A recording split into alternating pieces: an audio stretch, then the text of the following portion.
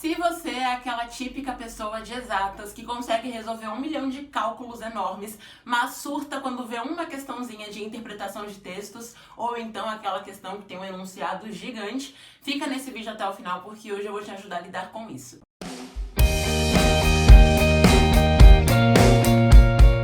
E aí, vestibulindo, tudo bem com você? Eu espero que sim. Meu nome é Lilian Cruz, agora com um sorriso metálico, e hoje eu tô aqui com o Vestibukindle e também com a Vestibuleia pra gente resolver a questão 28 do vestibulinho da ETEC do segundo semestre de 2010.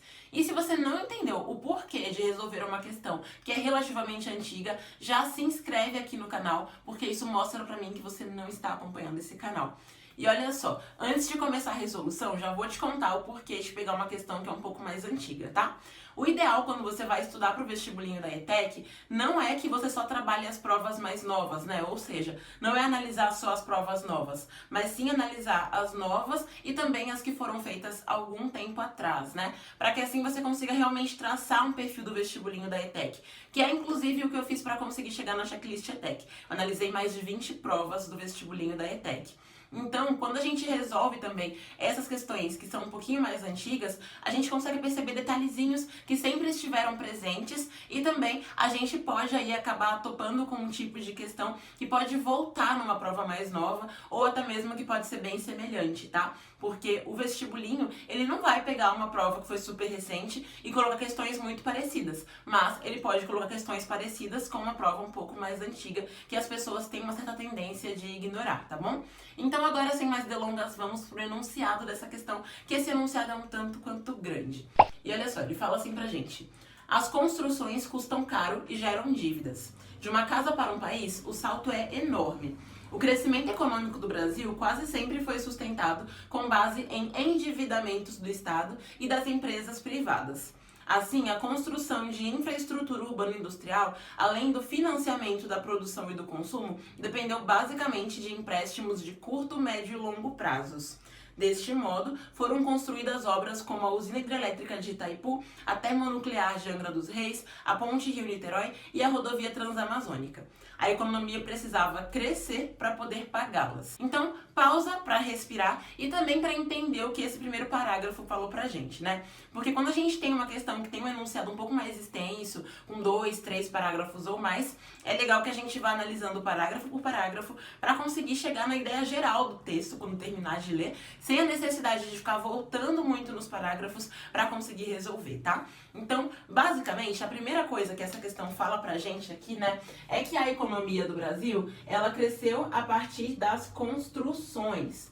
E essas construções, elas foram gerando dívidas, né? Então, basicamente, as construções são coisas que são caras.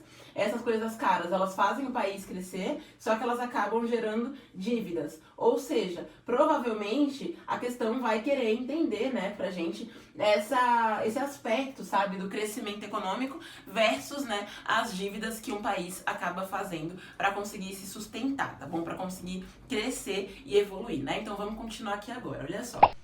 Depois dos anos chamados de milagre econômico, de 1967 a 1974, em plena ditadura militar, a dívida, que era de 5 bilhões de dólares, pulara para 20 bilhões em 1975.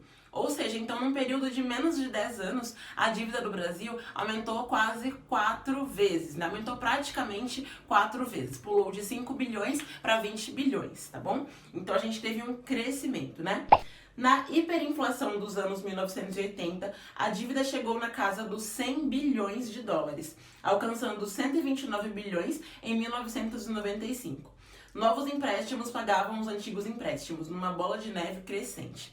Então, esse parágrafo falou pra gente, basicamente, que mais empréstimos foram feitos para conseguir pagar os empréstimos anteriores, né? Então, assim, o Brasil pegava dinheiro emprestado para conseguir fazer aquelas construções todas. E aí, como não conseguia pagar essas construções, pegava novos empréstimos para conseguir custear, então, tudo isso, né? E continuar construindo coisas novas, tá?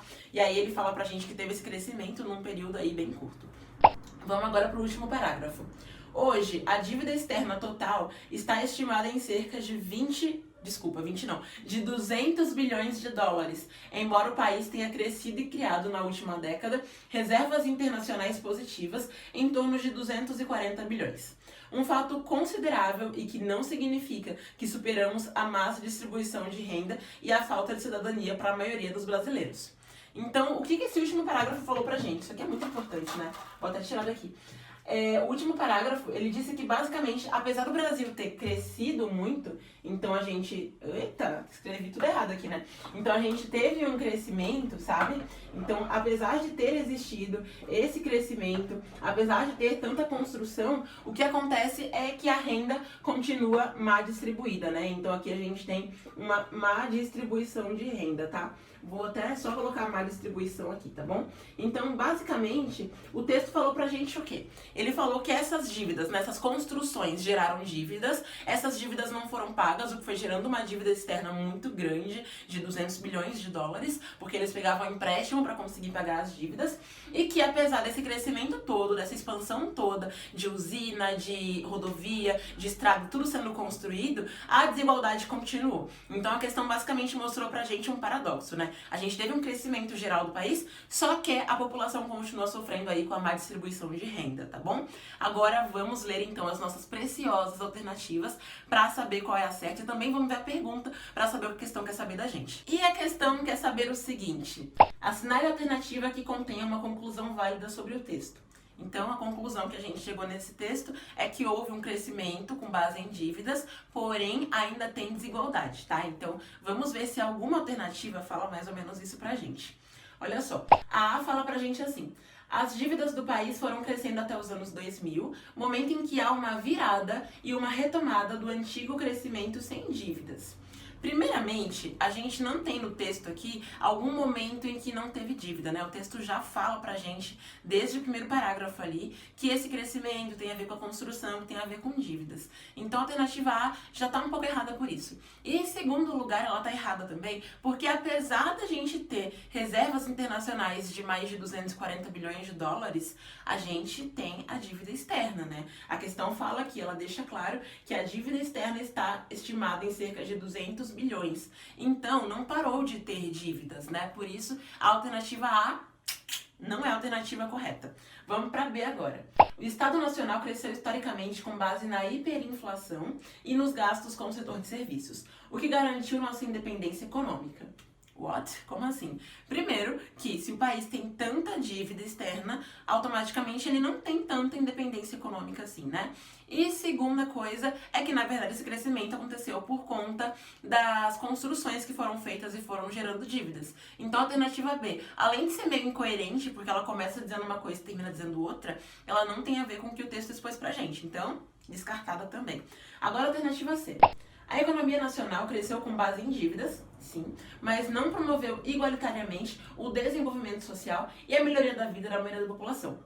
Certo, exatamente o que a gente viu ali, né? Então teve esse crescimento gerou essas dívidas enormes aqui que a gente teve, só que mesmo assim, mesmo com tanto crescimento, com tanta expansão, a população, boa parte dela pelo menos, continuou na mesma situação, continuou prejudicada, continuou com a má distribuição de renda, continuou com vários problemas sociais. Então a alternativa C, aparentemente, é a mais correta pra gente. Vamos ler aqui a D e a E só pra gente tirar a prova mesmo, pra saber se realmente a C é a correta. A D fala o seguinte: o crescimento das dívidas e dos empréstimos dificulta o crescimento da economia no país, que se torna assim muito pouco industrializado e não desenvolvido.